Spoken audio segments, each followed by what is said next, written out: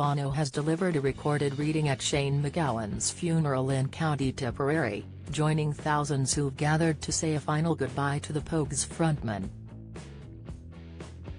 The U2's singer was virtually present at St. Mary's of the Rosary Church in Neenah to recite a letter from Paul to the Corinthians, a biblical passage which is often read out at Requiem Masses. "When I was an infant at my mother's breast, I gurgled and cooed like any infant. When I grew up, I left those infant ways for good. We don't yet see things clearly. We're squinting in a fog, peering through a mist. But it won't be long before the weather clears and the sun shines bright. We'll see it all then, see it all as clearly as God sees us, knowing Him directly just as He knows us. But for right now, until that completeness, we have three things to do to lead us toward that consummation: trust steadily in God, hope unswervingly, love extravagantly. And the best of the three is love," the 63-year-old said.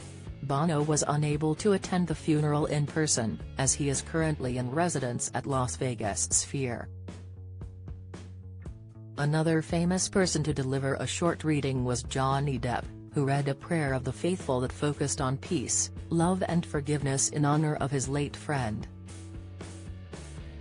Bob Geldof also recited a prayer of the faithful which centered on poverty and hunger.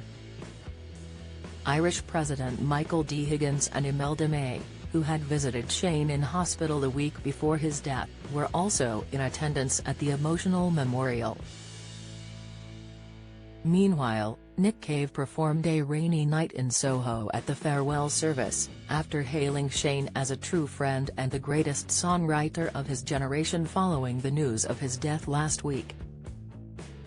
Later in the Mass, Glenn Hansard and Lisa O'Neill performed the Pogues' most famous song, Fairy Tale in New York, which originally also included the vocals of the late Kirsty MacColl.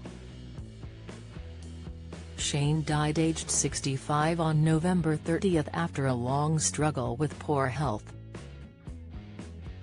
He had been diagnosed with encephalitis, a condition which describes inflammation of the brain, after being hospitalized last year, and had also suffered from shingles and dental issues. His funeral procession began in Dublin on Friday before travelling to Neenah, Tipperary, where Shane spent much of his childhood. The homily for the church service was given by F.R. Gilbert, who described the late folk musician as our modern-day bard, as well as the social commentator, the songsmith, the son, the brother, husband and friend.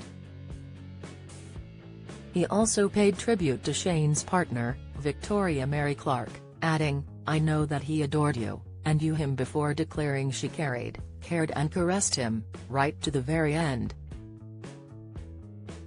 Follow Mirror Celebs on Snapchat, Instagram, Twitter, Facebook, YouTube and Threads.